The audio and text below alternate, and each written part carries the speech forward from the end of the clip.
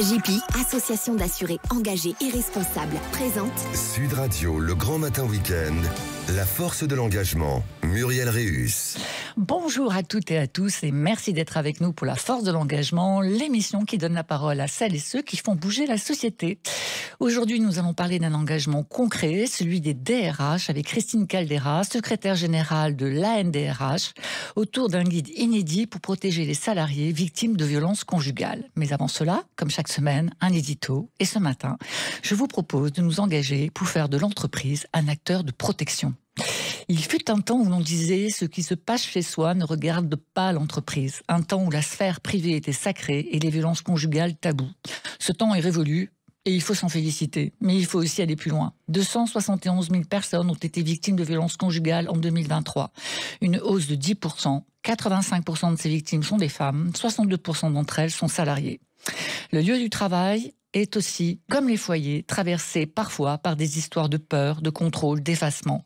Des récits tuent, des histoires que trop peu osent regarder en face. Pourtant, quand une collaboratrice glisse à demi-mot que c'est compliqué à la maison, quand un collègue change soudain de comportement, arrive en retard, évite les regards, s'isole, quand une salariée demande à modifier ses horaires, à partir plus tôt ou à ne pas rentrer chez elle ce soir, ce ne sont pas de simples ajustements d'agenda, ce sont des signaux faibles, les premiers. Puis viennent les signaux préoccupants, un changement d'apparence, une fatigue extrême, un repli, des absences répétées ou au contraire une surprésence, un téléphone toujours en mode silencieux ou des réceptions constantes de SMS. Et puis un jour, surgit la tentative de dire sans dire. C'est compliqué en ce moment, je n'ai pas trop envie d'en parler, ce n'est rien, ça va passer. On effleure le sujet, on le dépose à moitié, on regarde si l'autre saisit. Et si l'écoute est là, si l'espace est sûr, alors arrive le premier mot vrai. Ce moment fragile, où la victime dit juste assez pour être entendue, mais pas encore assez pour demander de l'aide.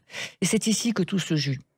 Alors oui, l'entreprise doit agir, peut-être parce qu'elle est le seul espace structuré où une réponse est encore possible, le seul endroit où il est encore temps.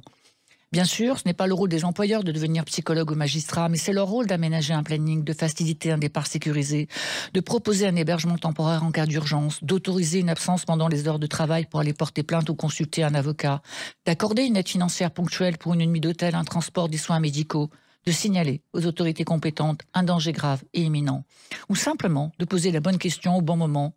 Comment puis-je vous aider ? Certains diront, mais si la victime ne parle pas, on ne peut rien faire, c'est faux.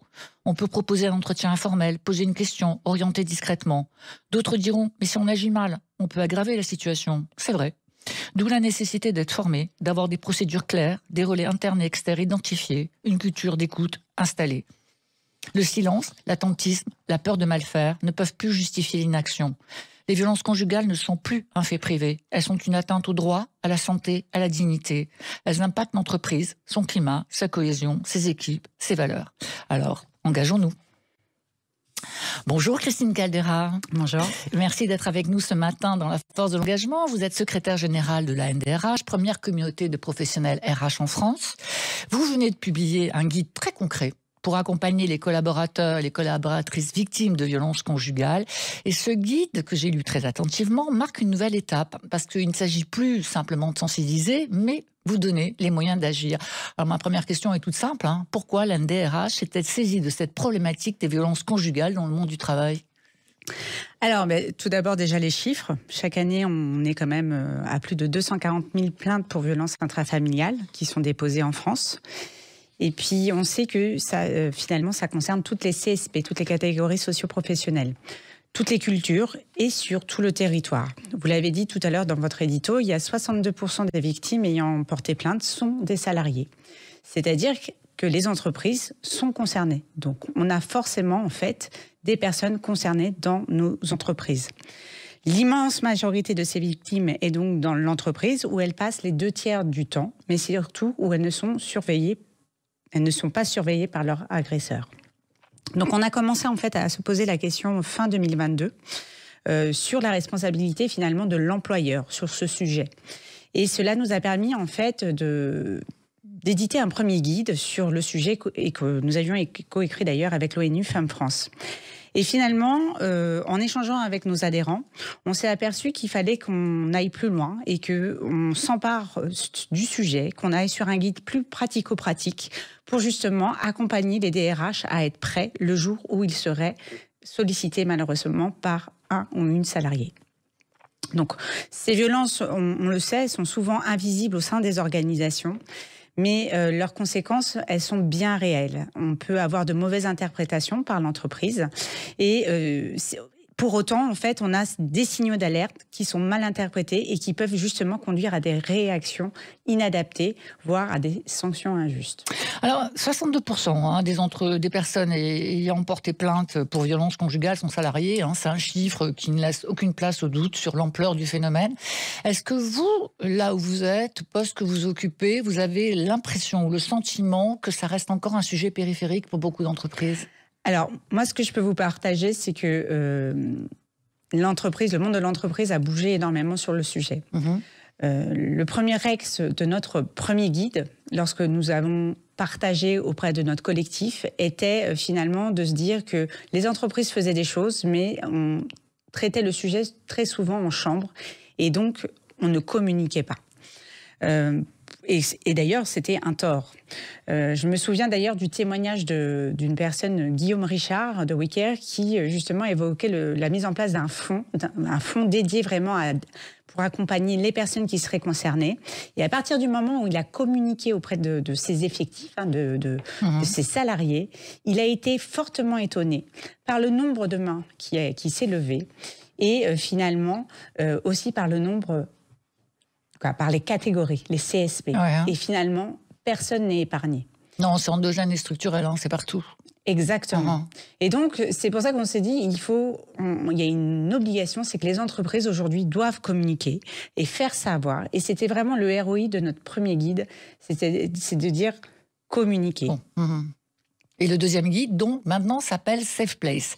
Alors, ça veut dire quoi, une entreprise Safe Place? Comment est-ce qu'on fait en sorte que ça ne reste pas un problème d'affichage?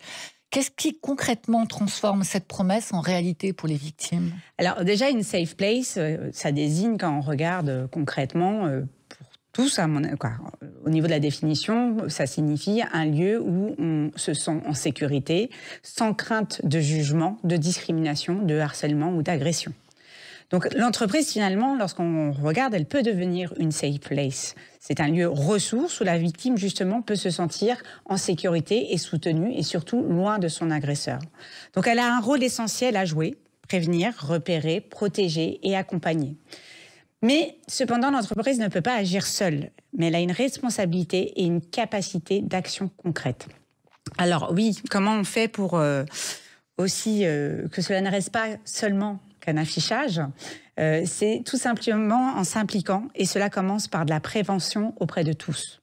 Les femmes, les hommes, qui ne doivent surtout pas être exclus de la réflexion ni des dispositifs. N'oublions pas que nous avons les victimes dans nos effectifs, mais aussi les potentiels agresseurs. Investir dans la prévention, c'est donc former les équipes à reconnaître et signaler les violences. Et enfin, offrir par exemple un accompagnement adapté aux victimes et sensibiliser. Donc faire de l'entreprise une safe place, c'est refuser de détourner le regard, c'est protéger, c'est accompagner et prendre ses responsabilités. Alors, on le rappelait tout à l'heure, à la fois dans l'édito et dans vos propos, l'entreprise, elle ne peut pas tout faire, elle ne peut pas se substituer à la justice ni aux thérapeutes. Donc, c'est vrai que la ligne, parfois, est un peu étroite et que les RH, pour tenir cette juste posture d'être ni juge ni thérapeute, mais présent quand même, ça s'improvise pas. On le sait. Moi, je fais moi-même beaucoup de formations d'entreprise, donc je sais très très bien que cette posture est pas facile à mettre en place. Est-ce que la NDRH a prévu d'accompagner concrètement les entreprises sur ce sujet-là? Est-ce que vous allez proposer des formations au-delà de la sensibilisation? Ou est-ce que c'est pas votre rôle? Déjà, le premier point, on n'est pas organisme de formation. Oui. Nous, on est là vraiment pour accompagner nos adhérents sur les sujets qui sont clés, stratégiques et sur lesquels il nous semble important qu'ils s'investissent. Donc, pour ce faire, on a pour habitude, dans tous les cas, de mettre des guides. On fait des petits déjeuners. On fait beaucoup de ce que j'appelle des dîners-débats pour justement libérer la parole, répondre spontanément aussi et partager finalement sur les problématiques de nos adhérents. Il ne faut pas oublier que la NDRH, avant tout, c'est 50% de PME. Nos DRH travaillent en majorité pour des PME, 38% de TI ensuite. Donc, on a besoin en fait de les accompagner. Ce sont souvent des DRH qui n'ont pas forcément de conseils et qui sont seuls. Oui, d'ailleurs, ce guide, il n'est pas fait que pour les grandes entreprises, il n'est pas fait que pour le CAC 40, il est fait pour toutes les... D'ailleurs, vous avez combien d'adhérents? 6250. Waouh, donc 6250 DRH? 6250 en tous les cas, acteurs des ressources humaines, avec 80% d'entreprises du monde privé et 20% dans le secteur public. Et avec beaucoup de TI et beaucoup de PME. Voilà, c'est ce que je disais. Donc 50% d'entreprises de PME, 38% de TI, et ensuite vous retrouvez évidemment les grands groupes du CAC et du SBF. Alors qui eux ont davantage d'habitude, parce qu'on sait bien qu'ils ont déjà entrepris des accords très concrets. Les grandes entreprises ont déjà signé beaucoup de choses. Alors moi je vais revenir sur le guide, parce que le guide il ne laisse quasiment rien au hasard. Procédures, scénarios, protocoles, 3 protocoles distincts d'ailleurs, demande d'aide, refus d'aide, simple suspicion. Alors, pourquoi c'était essentiel de ne pas traiter ces situations de la même manière? Est-ce que vous avez le sentiment que vraiment sur ces points-là, les DRH ont besoin d'être accompagnés, notamment ceux dont vous avez parlé tout à l'heure? Alors, il faut savoir déjà qu'on est sur un sujet personnel, très souvent. Donc, on est à la limite de la frontière. Et donc, on est face à des personnes qui, souvent, qui ont le droit, en fait, de refuser. Et dans les cas que vous évoquiez, l'idée, c'était de surtout souligner l'importance de respecter la volonté de la personne que vous avez en face. D'où les 3 cas. Et comment réagir. Et ça, le guide le dit, le définit. Concrètement, oui. Concrètement. Vous avez, en fait, en tant qu'RH, quand vous décelez une personne dans cette situation, vous allez oser. Et c'est ce qu'on dit souvent, en fait, c'est oser poser la question. Es-tu sûr que tu te sens en sécurité? Si la personne vous dit non, tout va bien et ça ne te regarde pas. En tous les cas, ce qu'on voulait dans ce guide, c'était de se dire quelles autres alternatives pour être sûr qu'il avait tout fait pour en fait être vraiment tranquille, mais tranquille en ayant mis en place toutes les actions pour aider la personne. C'est ça, en fait, l'idée des 3 cas que vous évoquez. Les 3 cas que j'ai évoqués, oui. Puis alors, il y a quand même un contexte juridique aujourd'hui. Enfin, l'employeur n'a plus vraiment le choix. Il y a une obligation de dénonciation, l'article 434.1 du Code pénal, et le risque de non-assistance à personne en danger. On sait que la loi engage désormais des entreprises. Elle l'engageait sur tous les sujets de harcèlement, de VHSS, c'est-à-dire de violence, de harcèlement dans les entreprises. Mais aujourd'hui, même les violences conjugales font partie des obligations des entreprises. Alors, dans ce contexte, est-ce que vous avez le sentiment que les DRH sont prêts à assumer cette responsabilité, ou est-ce qu'il y a toujours un peu cette forme de crainte de se tromper en accompagnant les victimes, en les questionnant? Comment vous voyez l'évolution? Alors, vous l'avez dit, en fait, on a déjà le sujet arrive est déjà très présente dans certaines entreprises. Il avait déjà intégré dans certains accords, essentiellement dans les accords égalité hommes-femmes. Aujourd'hui, de plus en plus d'entreprises qui s'engagent, on le voit donc, fait état d'affiches, communiquent vraiment clairement. Ils vont introduire également des questions dans l'entretien annuel. Ils vont aller former les managers. Ils vont également aussi évaluer le risque en entreprise. L'ANACT, par exemple, permet aux entreprises d'évaluer le risque en matière de violences sexistes et sexuelles. Et donc, ça permet aux entreprises de se poser les bonnes questions et de se dire, peut-être, j'ai des actions de prévention à mettre en place en amont. Voilà. Et vous allez l'intégrer, ce travail, dans la durée, sur la qualité de vie au travail, la santé, l'égalité? Ça fait partie aussi d'une intégration, les violences intrafamiliales, sur ces sujets-là?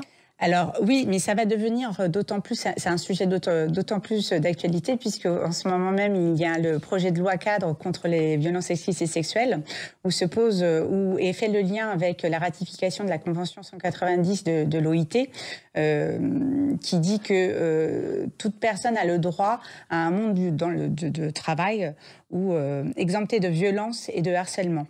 Et donc là, on est dans le droit international, et c'est vrai que la ratification de la Convention 190 amène en fait le sujet de négociation au niveau des entreprises. Donc ça devrait en tous les cas devenir un sujet d'entreprise obligatoire. Dans combien de temps? On a une idée du timing? C'est en cours de discussion. C'est en cours de discussion? J'espère qu'on va vraiment discuter.